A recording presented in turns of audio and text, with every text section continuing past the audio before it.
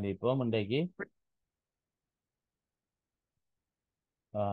இரண்டு மாணவர்கள் உறுதி வோல்ட்டளவை பெற்றுக்கொள்வதற்காக வோல்ட்டளவு உறுதியாக்கல் சுற்றுக்கள் இரண்டை பிரெட் போர்டில் தொகுக்கப்பட்ட முறை உருவில் காட்டப்பட்டிருக்கிறது. அப்ப இதுல ஒன்று தொகுக்கப்பட்டிருக்கிறது, அடுத்தது பி என்ற வகையில தொகுக்கப்பட்டிருக்கு, ரெண்டு முறை. இதுல பாத்தீங்கன்னு சொன்னா இந்த தொடுகை சுட்டுட ஒவ்வொரு இணைப்பும் ஒவ்வொரு துவாரங்களுக்குள்ள போடப்பட்டிருக்குது. இங்க பாத்தீங்கன்னா ஒரே சீரியல்ல உள்ள துவாரத்துல போடப்பட்டு இருக்குது. ஆகவே இந்த இது பிழையான இணைப்பு, ஏதான் வந்து சரியான இணைப்பு. அப்ப இந்த இணைப்புகள்ல வந்து சரியாக அமைகிற இரு சுற்றுகள் என்று தந்திருக்குது. இதுல வந்து மூணாவது சுற்று உருவாக்கப்பட்ட சுற்றிலிருந்து மாத்திரம் 5 வோல்ட் பயப்பினை நாங்க பெற்றுக்கொள்ளலாம். இதுல பார்த்தோம்னு சொன்னா 5 வோல்ட்ன்றக்குள்ள 7 என்று சொல்லக்குள்ள பிளஸ் இதுல 5 அடிப்படையில் இதுல 0.5 வரணும். உங்களோட பேப்பர்ல போட்டுக்கொள்ளுங்க. பிளஸ் 5 வந்து வரும்.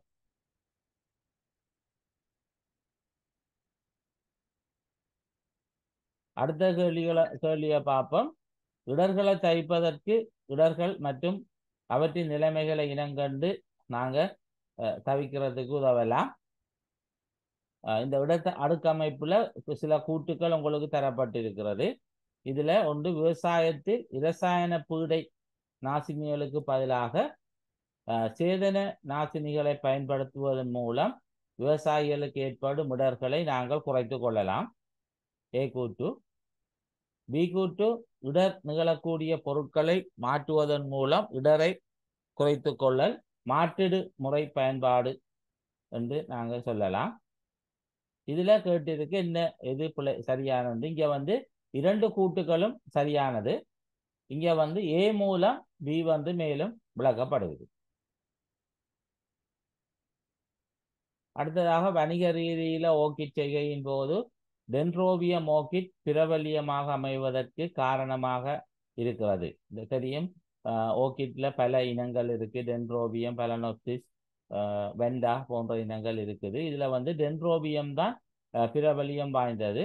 இதுல என்னன்னு சொன்னா பூக்கொத்துல வந்து பூக்கள் நீண்ட நாட்கள் வச்சிருக்கலாம். அதாலதான் இது வந்து நீண்ட காலம் வச்சிருக்கிறதால பிரபல்யமாக இருக்குது.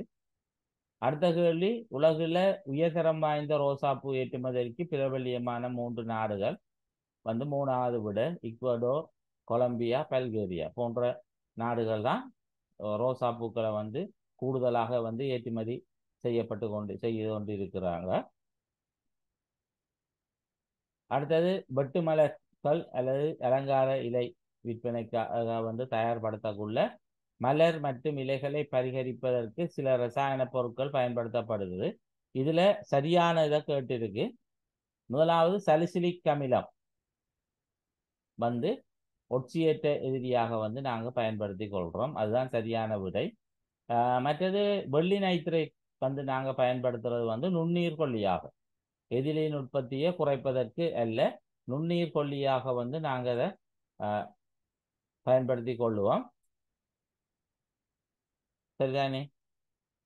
அடுத்தது வந்து பென்சைல் ஐடின் என்று சொல்றது சுவாச வீதத்தை குறைக்க என்று இருக்கு. ஆனால் அது வந்து உண்மையாக பூக்கள தரத்தையும் ஆயுள் காலத்தையும் அதிகரிக்கிறதுக்கு தான் பென்சைல் ஐடின் என்ற ரசாயனத்தை நாங்க பயன்படுத்தப்படுறோம். அடுத்தது 8HQC என்றது வெளித்தியாக இருக்கு. அது இல்லை, பாக்டீரியா கொல்லியாக பயன்படுத்தப்படுது. அடுத்தது வெள்ளி தயோசல்பேட் வந்து எதிரின் உற்பத்தியை குறைப்பதற்காக நாங்கள் வந்து பயன்படுத்தி கொள்ளலாம். அது சரியான விட வந்து முதலாவது. அடுத்தது தரை அலங்கரிப்பில் பயன்படுத்தப்படுற சில தாவரங்கள் தந்திருக்கு. அது தொடர்பான விடைய வந்து எங்களுக்கு பார்க்க சொல்லியிருக்கு. அப்ப இந்த நாங்க இந்த தாவரங்கள் என்னன்றத இனங்காணணும். இதுல சிவப்பு மாந்தரை, போகன் விழா, அடுத்தது கொக்கினியா என்ற தாவரங்கள் தரப்பட்டு இருக்கு. ஒவ்வொரு தாவரத்தையும் நாங்க ஒருக்கா பார்ப்போம். இதுதான் வந்து புகினியா சிவப்பு மாந்தரை என்று சொல்றது. இது அந்த பூ, இது மரம், தனி மரம், பூக்குற மரமாக இருக்கிறது.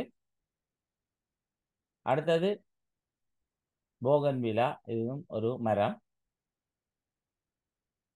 அடுத்தது பார்த்தீங்கன்னா ஒரு கொடி மாதிரி, அதாவது விதானத்துல படர விடுற கொடிதான் புக்கினியா கொக்ஞா என்று சொல்றது.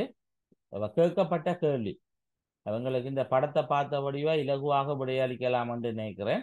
இதுல வந்து இந்த முதலாவது விடை புக்னியா கொக்னிகா என்பது வில்வடி விளைவுகளுக்கு பயன்படுத்தப்படுறது.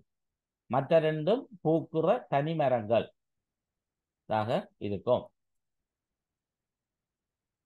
அடுத்த கழிவுப்பொருள் முகாமை அடுக்கமைப்பு தொடர்பானது. உங்களுக்கு தெரியும், இதுதான் கழிவுப்பொருள் முகாமை அடுக்கமைப்பு முக்கோணம். இதுல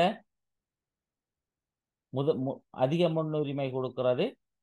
இங்க நடுவுல இருந்து மேல் நோக்கி போகக்குள்ள அதிக முன்னுரிமை கொடுக்கிறது. இது நடுவுல இருந்து கீழ் நோக்கி போகக்குள்ள குறைந்த முன்னுரிமை கொடுக்கிற ஓடற்படி தரப்பட்டு இருக்கிறது. சரிதானே? இதுல பாத்தீங்கன்னு சொன்னா கவித்தலுக்குத்தான் நாங்க அதிகூடிய முக்கியத்துவம் கொடுக்கிறது. அதுக்கு அடுத்ததாக இழிவாக்கல், அடுத்தது மீள பயன்படுத்தும். ஆக குறைந்த முன்னுரிமை கொடுக்கிறது வந்து வெளியேற்றுதல், அதை விட கூட சக்தி புறப்பாக்கம், அடுத்த மீள் சுழற்சி போன்றவற்றுக்கு நாங்க கொடுக்கிறோம். இதுல பார்த்தோம்னா மீள் சுழற்சியை விட சக்தி புறப்பாக்களுக்கு முன்னுரிமை அளிக்கப்படும். இல்ல இப்படி வருமெண்டா மீள் சுழற்சியை விட சக்தி புறப்பாக்களுக்கு வந்து குறைந்த முன்னுரிமை தான் அளிக்கப்படும். சரிதானே? இதுல அடுத்த இரண்டாவது மீள் பயன்பாட்டை காட்டிலும் இழிவாக்களுக்கு முக்கியத்துவம் அளிக்கப்படும். அதுதான் சரி. மூணாவது வந்திருக்கு கழிவுகளை முறைமையாக கழிவு தொட்டியில் இடுவது பொருத்தமான திண்ம கழிவு முகாத்துவ முறையாகும் என்று தந்திருக்கு. இதுல வந்து வரணும் கழிவு பொருள் தேக்கும் அமைப்புள்ளதான் நாங்க இடணும். அதை நாலாவது தந்திரு கழிவுகளை வெளியேற்றுவதற்கு அதிக முக்கியத்துவம் அளிக்கப்பட வேண்டும். கழிவுகளை வெளியேற்றுவதற்கு மிக குறைந்த முக்கியத்துவம் தான் நாங்கள் அளிக்கிறோம். தவிர்ப்பதற்கு ஆக குறைந்த முன்னுரிமை, உண்மையா வந்து தவிர்ப்பதற்கு வந்து ஆகக்கூடிய முன்னுரிமை நாங்கள் அளிக்கணும். முக்கோணத்துல உச்சியில இருக்கு. விட இரண்டாவது விடையாக இருக்கும். அடுத்த ஞாயிறு சக்தியை பயன்படுத்தி மின் உற்பத்தி செய்தல் தொடர்பான பிழையான கூட்டுக்களை பற்றி பார்ப்போம். சரியா?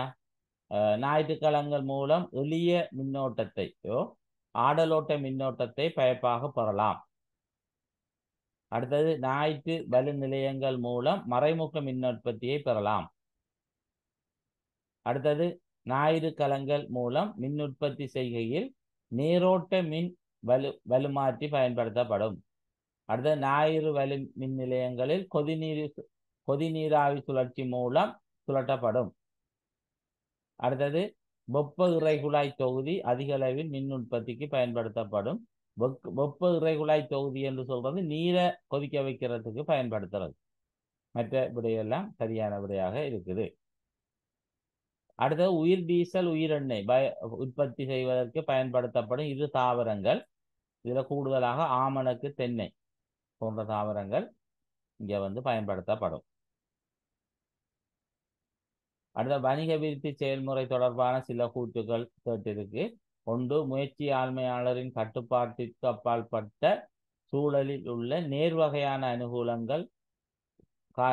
அனுகூலமான காரணிகள் வணிகத்துக்கு பலமாக கருதப்படும். அடுத்த வணிகத்திறனை அளந்தறிவதற்கும் வணிகத்தின் தன்மையை அறிவதற்கும் உள்ள ஆற்றலாக நிறைவேற்று சுருக்கத்தை பயன்படுத்தலாம். சி கூற்று, மத்திய வங்கி அறிக்கைகள் நிதி அறிக்கைகள் ஆகியன சந்தை ஆய்வின் போது பயன்படுத்தப்படும் முன்னிலை தகவல்களாகும். இதுல ஏயும் சியும் வந்து சரியான விடை. இவ்வளவுதான் நாங்கள் MCQ கேள்விகள். நாங்க அடுத்ததாக வந்து அமைப்பு கட்டுர கேள்விகளை பார்ப்போம். இதுல வானிலை நிலையம் என்ற தொழிற்பாடு பற்றிய கூட்டுக்கள்ல சரியாயின் சரியெனவும் பிழையாயின் பிழையெனவும் தரப்பட்டிருக்குது. அப்ப இங்க முதலாவது கூற்று, சூரிய ஒளிருமானி நன்கு ஒளிபடும் இடத்தில் வடக்கு தெற்கு திசையில் நிறுவப்படும் என்று இருக்கு. இதுல வடக்கு தெற்கு இல்ல, கிழக்கு மேற்கு திசையில நிறுவப்படும். அப்ப இது வந்து பிழையான கூற்று.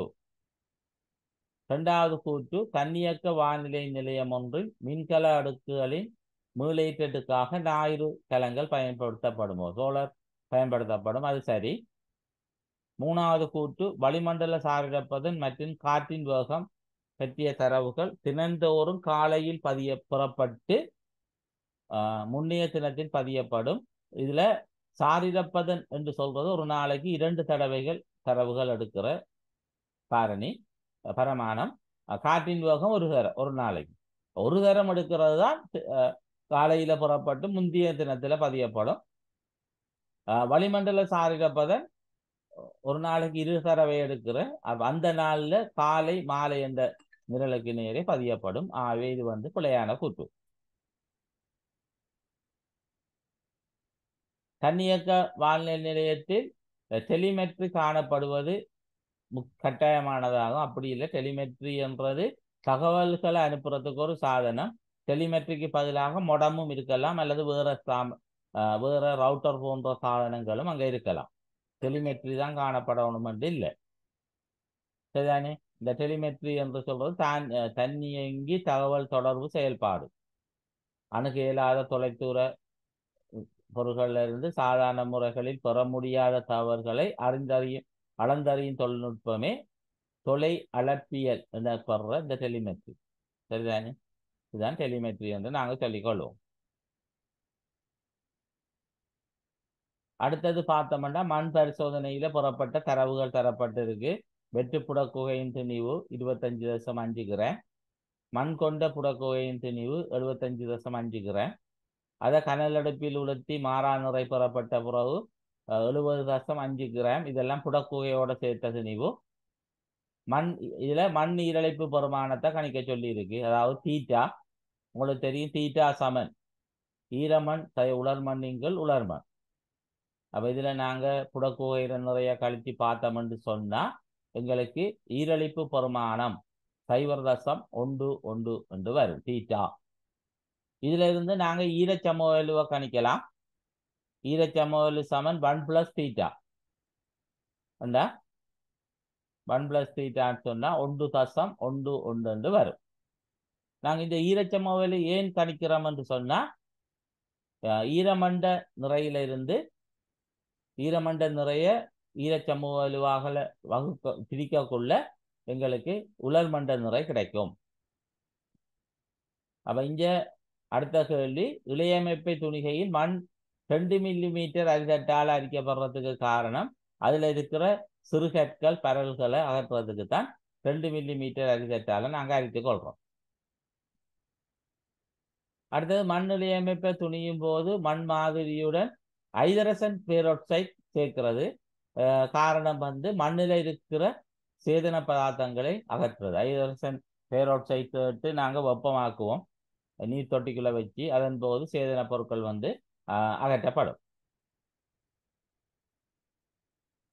மண் மாதிரிக்கு கல்கல் கரைசல் சேர்க்கிறது. கல்கல் கரைசல் அல்லது சோடியம் ஹைட்ரோக்சைட் போன்றவை நாங்கள் சேர்க்கிறோம். நாங்கள் இங்க மண் துணிக்கைகளுக்கு இடையில இருக்கிற பிணைப்புகளை உடைத்து மணல் களி அடையல் என்று தனித்தனியாக வேறாக்குறது. பிணைப்பு காரணிகளை அகற்றுறதுக்கு தான் நாங்க கல்கன் கரைசல் சேர்த்துக் கொள்றோம். இந்த கல்கன் கரைசலுக்கு பதிலாக சேர்க்கக்கூடிய இதுக்கு ஒன்று சோடியம் ஹைட்ரோக்சைட் அல்லது அமோனியம் ஹைட்ரோக்சைட். இதையும் நாங்க சேர்த்துக்கொள்ளலாம். நாங்க பொதுவாக இந்த பரிசோதனை செய்யக்குள்ள சோடியம் ஹைட்ரோக்சைட் தான் சேர்த்து பரிசோதனை செய்கிறோம். நாங்கள் அடுத்த கேள்வி, காலனியல் மற்றும் புவியியல் வேறுபாடுகளால் அதிக அளவில் மாறுபடப்பட்டவாறு உருவாகும் ஒன்றுக்கொன்று வேறுபடுத்தி அறிய முடியாத பாரிய பிரதேசத்தில் பரம்பியுள்ள மண்ணை மண்கூட்டம் என்று நாங்கள் சொல்றோம். இதுல இலங்கையில அதிக அளவுல பரம்பி காணப்பட்ட உலர் வலயத்துல கூடுதலாக காணப்படுறது செங்கவில மண். ஈர வலயத்துல காணப்படுறது செம்மஞ்சள் பொற்சோல். பொதுவாக இலங்கை முழுதும் பரவி காணப்படுறது வண்டல் மண். மேல குறிப்பிட்ட மண்ணின் கட்டாயம் கொள்ளளவு 10 தொடக்கம் 20 சென்ட்ரிமோல் per கிலோகிராம் தான் காணப்படும். அடுத்தது உங்களுக்கு மட்டங்காணல் இதுல நேரில் சமவீரப்படுத்தல் மேற்கொள்வதற்காக மட்டக்கோள் வாசிப்புகள் தரப்பட்டுள்ளது. இது நாங்க சாதாரணம் அதை செய்கிற களக்குறிப்பு. இது சாதாரணமாக செய்கிறது தான். இது வந்து வேற இதை வந்து நாங்க வளமையாக பார்க்கக்குள்ள வந்து நாங்க இப்படி இப்படி ஒரு இதுலதான் இப்படி இப்படி ஒரு அமைப்பு. இதுல ஏ என்ற புள்ளி இருக்கும், பி என்ற புள்ளி, இது சி, இது டி. உபகரணம் இதுல நிலைநிறுத்தப்பட்டிருக்கும். இப்படி இருக்கு, ஒரு இடத்தை வச்சு ஒரு இடத்தை தான் உபகரணம் வைக்கப்பட்டிருக்கு. இந்த ஏயில இருந்து தான் எல்லா அளவீடுகளும் அளக்குறோம். அப்ப இதுல இருந்து முதலாவது நாங்க அளக்குற அளவீடு பிஎஸ் பேக் சைட். அப்புறம் நாங்க இங்க இருந்து தான் இந்த 3 அளவீடும் எடுக்க போறோம். அப்ப இந்த இது வந்து இது ஐஎஃப்எஸ், பிக்கு எடுக்கிறது, சிக்கு எடுக்கிறதும் ஐஎஃப்எஸ், டிக்கு எடுக்கிறது வந்து எஃப்எஸ். அப்ப நாங்க இந்த இடத்துல தான் பெஞ்ச்மார்க் இருக்கிறபடி ஏ என்ற புள்ளியில உபகரண உயரத்தை காண போறோம். அந்த உபகரணத்து உயரத்துல இருந்து தான் பியில இருக்கிற ஐஎஃப்எஸ் கழிச்சு இதுல குத்துயரம், சியில உள்ள ஐஎஃப்எஸ் கழிச்சு இதுல குத்துயரம், டியில உள்ள எஃப்எஸ் கழிச்சு இதுல குத்துயரத்தை எடுக்க போறோம். சரிதானே? அப்ப நாங்க இதை பார்த்தோம்னா இதுல இந்த இருக்கு ஏயில HIM முதலாவது காண்றோம் 100 + 1.5 101.5. அடுத்த பியில எலிவேஷன் 101.5 இருந்து 1 கழிக்கிறோம், இப்போ 100.5. சியில எலிவேஷன் 101.5 இருந்து 2.5 கழிக்கிறோம், 99. அடுத்த டியில எலிவேஷன் 101.5 இருந்து 2 கழிக்கிறோம், 99.5 என்று இந்த குத்தியரத்தை காண்றோம். அப்ப இதை இந்த அமைப்பை வந்து வளமையா செய்கிறத விட இதை மாற்றி தந்திருக்கு, அது ஏதுதான். அடுத்தது நீர் மாசடைதலுக்கு எதுவாக அமையும் பெரும்பாலான மாசுக்களும் மாசாக்கிகளும் நீரோட சேருது. ரைட். அவ்வாறு இடத்துக்குரிய நீர் மாசடலை இழிவாக்குவதற்கு எடுக்கக்கூடிய 2 நடவடிக்கைகள் கேட்டிருக்கு. இதுல இடத்துக்குரியதுன்றா தெரியும் உங்களுக்கு, அந்த எங்க இருந்து இந்த மாசடைதல் வருது, கழிவுகள் வருதுன்ற எங்களுக்கு தெரியும். ஆகவே அந்த கழிவு எங்க இருந்து வாருதுன்றதை நாங்க அறிஞ்சிருக்கிறதால அந்த கழிவுகளை முறையாக அப்புறப்படுத்தலாம் ஒன்று. அடுத்தது அப்புறப்படுத்துற கழிவுகளுக்கான உரிய தர நியமங்களை முன்மொழிகிறது, என்ன செய்கிறது. அடுத்தது சட்ட அறிவித்தல்கள் வந்து இந்த கழிவுகளை அகற்றுறதுல மீறாக்களுக்கு எதிராக வந்து நாங்க சட்ட நடவடிக்கை எடுத்துக்கொள்ளலாம். அப்படியாக நாங்க இந்த செயற்பாடுகளை செய்யலாம், இடத்துக்குரிய மாசடைதலை குறைத்து கொள்றதுக்கு. அடுத்தது போதுமான சுகாதார வசதிகளை வழங்குறது, பொதுமக்களுக்கு நீர் மாசடைதல் அதன் தாக்கம் பற்றிய விழிப்புணர்வுகளை ஏற்படுத்துறது போன்றவை நாங்க இங்க வந்து செய்யக்கூடியதாக இருக்கும். அடுத்தது 2வது, பல்வேறு கர்மங்களுக்காக பயன்படுத்திய நீரை மீண்டும் பயன்படுத்தும் போது அல்லது சூழலுக்கு விடுவிக்கும் போது பரிகரிக்கப்பட வேண்டும். அவ்வாறு நீர் பரிகரிப்பின் நோக்கங்கள் 2 இருக்கு. இதுக்கு வந்து ஏன் பரிகரிக்கிறோம் கொண்டா, கழிவு நீரில் அடங்கியுள்ள சேதன அசேதன பதார்த்தங்கள் காரணமாக சூழல் மாசடைதலை தவிர்க்கிறோம். அடுத்தது நோயாக்கிகளின் பரம்பலை தவிர்க்கிறோம், பாக்டீரியாக்கள் அழிக்கிறதால். அடுத்தது நீர் வந்து ஒரு வரையறுக்கப்பட்ட வளம், அதனை மீண்டும் மீண்டும் பயன்படுத்த உங்களுக்கு சந்தர்ப்பம் கிடைக்கும். இந்த காரணிகளுக்காக வேண்டித்தான் நாங்கள் கழிவு நீர் பரிகரிப்பை மேற்கொள்கிறோம். அடுத்தது பேண்தகு நிலநீர் முகாமைத்துவத்துக்கு நிலநீர் மீள்நிரம்பல் முக்கியமானது. அப்ப இங்க தரப்பட்டு மனித பல்வேறு தேவைகளுக்காக நீர்முதல்கள் தெரிவு செய்கையில் கவனத்தில் கொள்ள வேண்டிய 2 விடயங்கள். அப்ப ஒன்று, தேவைகளை நிறைவேற்றிக் கொள்வதற்காக நீரை பெற்றுக்கொள்ளக்கூடியதாக இருக்கணும் ஒன்றுக்கு. அடுத்தது தேவையான காலங்கள்ல நீரை பெறணும், இப்ப எங்களுக்கு தேவையோ அப்ப நீர் இருக்கணும். அடுத்தது பெற நீர தரம் வந்து கூடுதலாக நல்ல தரமாக இருக்கணும், மாசுக்கள் இல்லாம இருக்கணும். அடுத்தது தெரிவு செய்த நீர் முதல்ல இருந்து நீரை பெற்றுக் கொள்வதற்குரிய கிரயம் செலவு. இப்ப சில கிணத்துல இருந்து நீரை உயர்த்தணுமெண்டா கட்டாயமாக நாங்கள் ஓட்ட பம்ப் போடணும். சில கிணற்றுக்கு மைய நிற்க பம்பு பாவிக்கலாம், சிலதுக்கு ஆள் கிணற்று பம்பியை பாவிக்கலாம். அப்போ அதுக்குரிய செலவு இதுகளை வந்து நாங்கள் பார்த்துக்கொள்ள வேண்டும். அடுத்தது நீர் வழங்கல் முறை தொடர்பு வழங்கல் முறையோட தொடர்பு படுற விதம், நீர் முதலுக்கும் பயன்படுத்துக்கும் இடையிலான தூரம், இதுகளையும் நாங்கள் பார்த்துக்கொள்ள வேண்டும். அடுத்தது நிலநீர் மீள்நிரம்பலில் செல்வாக்கு செலுத்தும் காரணி, இதுல கணக்கு இருக்குது. இதுல மழை நீர் அல்லது பாசன நீர் அளவு, மழை பெய்தா கூடுதலாக பாசன நீர் செய்தால் நிலநீர் மீள்நிரம்பல் நடக்கும். நிலத்தின் அமைப்பு, நீர் உட்செல்லக்கூடியதாக இருக்கணும். பாறைகள் மண்ணின் தன்மை, பாறைகள் அமைப்பு, பாறைகள்ல நுண்துளைத்தன்மை இருக்கும் என்றால் மீள்நிரம்பல் அதிகரிக்கும். மூணாவது பார்ப்போம், விவசாயி ஒருவர் தமது பயிர் நிலத்தில் உள்ள கிணற்றின் நீர்மட்டத்தை அதிகரித்துக் கொள்வதற்காக அவருடைய நிலநீர் மீள்நிரம்பலை அதிகரித்துக் கொள்வதற்கு கையாளக்கூடிய பொருளாதார ரீதியில் நன்மை பயக்கக்கூடிய முறை. இதுலையும் பல முறைகள் இருக்குது. ஒன்று மேற்பரப்பு மண்ணை இழக்குதல், மண் கீழே போறதுக்கு.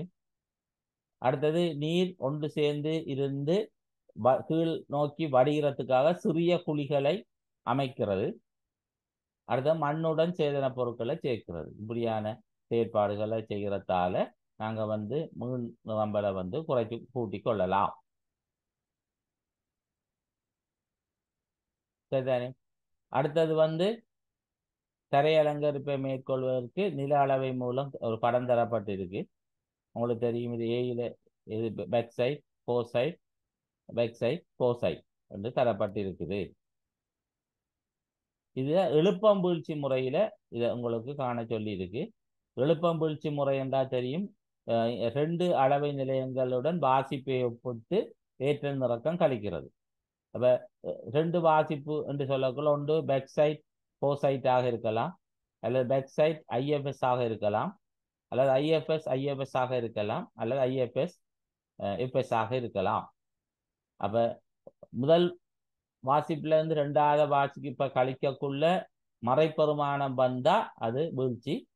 முதல் வாசிப்புல இருந்து 2வது வாசிப்பை கழிக்கக்குள்ள நேர்பெருமானம் வந்தா அது வந்து ஏற்றம், பிரைஸ் அப்படின்னு நாங்க சொல்லுவோம். அப்ப இதுதான் தரப்பட்டு இருக்குது. அப்ப இங்க வந்து நாங்க பார்த்தோம்டா 1.58 இருந்து 2.6 கழிக்கணும். இங்க பெருமானம் வந்து ஒரு மறைப்பெருமானமாக வரும், அது இறக்கத்துக்கு கீழே குறிக்கப்படும். அப்புறம் இந்த பெருமானம் மேல உள்ள இறக்கமாக இருந்தா மேல உள்ள குத்துயரத்துல இருந்து கழிக்கணும். அப்புறம் அடுத்த 2ஐயும் நாங்கள் ஒப்பிடுவோம். 2.26 இருந்து 1.58 கழிப்போம். இது வந்து நேர்பெருமானம் வரும். அப்ப இங்க ஏற்றத்துல வரும். ஏற்றத்துல வந்தா இந்த ஏற்கனவே கண்ட குத்துயரத்தோட இந்த ஏற்ற பெருமானத்தை கூட்டணும். கூட்டுனா 3வது நிலையத்துக்குரிய குத்துயரம் எங்களுக்கு வரும். அப்ப ஏற்ற முறையில குத்துயரம் காணும் போது நாங்க பார்த்தோம்டா 1வது மட்ட நிலையத்துக்கான ஏயில பெற்ற பின்னோக்கு வாசிப்பிலிருந்து 2வது பெற்ற முன்னோக்கு வாசிப்பை கழிக்கப்படும், அதாவது பிஎஸ்ஐஎஃப்எஸ். அப்ப இங்க வந்து 2 இது வந்து ஒரு உதாரணம். ஏற்றமண்டா 2.8 இருந்து 1.43 கழிச்சா 1.4 வருது. அப்ப இது வந்து ஏற்றத்துல குறிக்கப்படும். இறக்கமாக இருந்தா 1.84 இருந்து 2.0 கழிக்கக்குள்ள -0.232 வரும். இது வந்து இறக்கம் என்ற நிரல்ல குறிக்கப்படும். அப்ப நாங்க இந்த கணக்கை பார்த்தோம்னு சொன்னா 1வது வெப்சைட்ல இருந்து ஐஎஃப்எஸ் கழிக்கிறோம், அது வந்து மைனஸ்ல வருகிறது.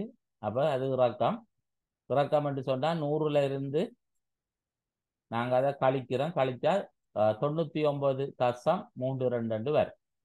அடுத்த 2.2 இருந்து 1.58 கழிக்கக்குள்ள 0.62 வரும், அது ஏற்றம். அப்ப 2வது நிலையத்துல கண்ட குத்துயரத்தோட அதை கூட்டணும். கூட்டினோம்டா 100 மீட்டர் வரும். இதுதான் ஏற்றம் இறக்கம் முறையில நாங்க குத்துயரத்தை காண்றது.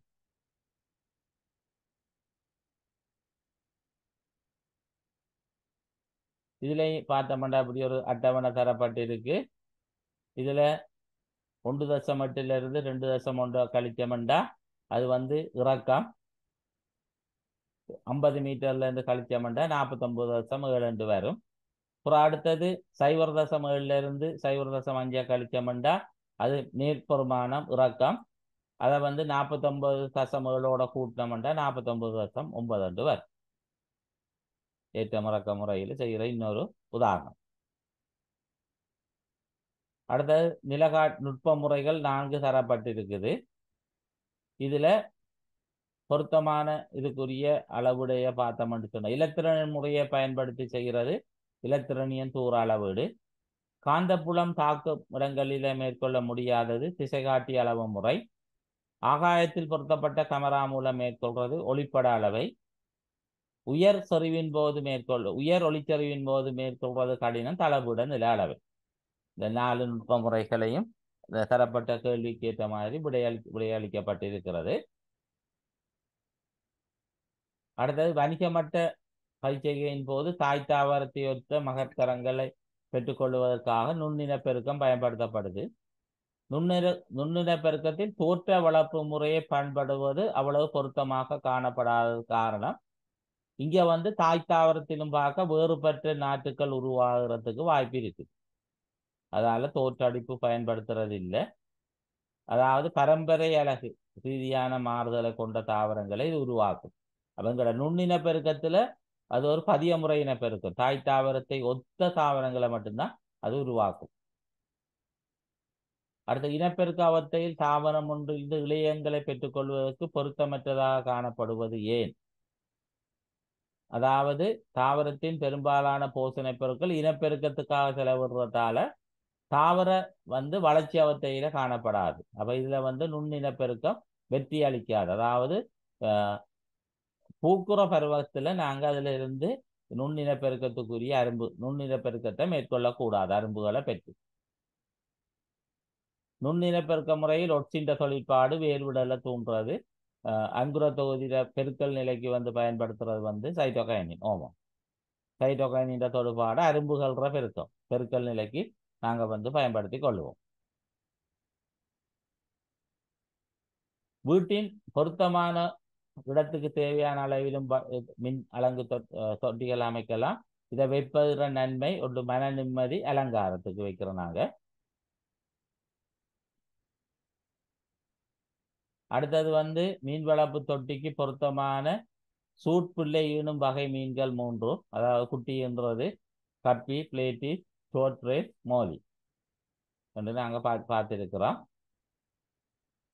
அடுத்தது அலங்கார மீன் வளர்ப்பு தொட்டிக்கு பொருத்தமான தாவரங்கள் கனக தாவரம் இருக்கு. வெலிஸ்னேரியா, கெகோம்பா, சஜிட்டேரியா, கிரேப்பகோரே, அப்பெனோஜெந்தம், இக்கினோட்டோரஸ் இருக்கு. இதுல பொருத்தமாக நாங்கள் 2 விடைகளை தெரிவு செய்யலாம். அடுத்தது சனத்தொகை அதிகரிப்பு பொருளாதார பரங்களுக்கு ஏற்ற மாதிரி பலிஸ்தக்தி கேள்வி பாரிய அளவில் அதிகரித்து கொண்டு போகுது. அப்ப தற்பொழுது வந்து நாங்க மீள புதுப்பித்தக்க வலுசக்தியை பயன்படுத்தணும். அதில் அனுகூலங்கள் என்று சொல்லக்குள்ள கணக்கு இருக்குது. ஒன்று சூழலில் ஏற்படும் பாதிப்பை குறைக்கிறது. அழிவுறாத மீள பயன்படுத்தலாம், மீள புதுப்பிக்கலாம், செலவு எரிபொருள் செலவை குறைச்சு கொள்ளலாம், மேலதிக வலுசக்தியை வேறு நாடுகளுக்கு வழங்கலாம். இப்ப சூரிய சக்தியிலிருந்து பெறுற மின்சாரத்தை வந்து நாங்க வேறு நாடுகளுக்கு வழங்கலாம். இதுல பொதுவாக ஞாயிறு ஒளிசக்தி போட்டோ வோல்டெக் தொகுதி இதுல நலிவை கேட்டு இருக்கு. அது கணக்கு சொல்லலாம். ஒளிச்செறிவு மட்டத்தால அதுல உற்பத்தி ஆகிற மின் அளவு குறைக்கப்படும். அது அடுத்தது ஒளிச்செறிவு ஒவ்வொரு நாளும் வேறுபடும். ஆரம்ப செலவு கூட. மற்றது விசேட பயிற்சி பெற்ற ஊழியர்களும் அதை தொடர்ச்சியாக நடத்தி கொண்டு செல்றதுக்கு அடித்தள கட்டமைப்பு வசதிகளும் தேவை. இதுதான் நலிவு. அடுத்த மின்கல அடுக்குகள்ல வந்து நாங்க சேமிக்கணும். அப்ப சேமிக்கிறதால மின்கல அடுக்குகளும் அதுக்கு தேவை. அடுத்தது சரிபுலையான கேள்வி. பால் பால் பால் பசுக்கள 3ஆம் கறவை காலில் கிடைக்கிற பாலில் கொழுப்பு அளவு அதிகம். அது பிள்ளை கறவை அதில் உச்ச பால் அளவு கிடைக்கிறதால 3ஆம் கறவை காலத்துல கொழுப்பு குறைய இருக்கும். பாலில் அடங்கியுள்ள இறந்த கலங்கள் எண்ணிக்கை நுண்ணங்கி தொட்டியின் போது அதிகரிக்கும். சரி. அடுத்து தொட்டில் அடைந்த பால் மாதிரி ஒன்றின் பாக்டீரியா அளவை கணிப்பதற்கு ரெசசுரி சோதனை. சரி. அடுத்தது பாலின் விலையை தீர்மானிக்கிற மொத்த திண்ம பொருள் பயன்படுத்தப்படும், அது பிழை. அங்க வந்து தண்ணீர், சாரி, லெக்டோபானி வாசிப்பும், அடுத்தது கொழுப்புட வீதமும் எஸ்என்எஃப்பும் தான் அங்க பயன்படுத்தப்படுது. பாலின் தர நிர்ணயத்தின் போது அந்த தேவைப்பாட்டுக்கடைய கொழுப்பமிலம் மாற்றி அமைக்கப்பட வேண்டும். எந்த உற்பத்தியை செய்கிறோமோ அதுக்கேற்ற மாதிரி கொழுப்பு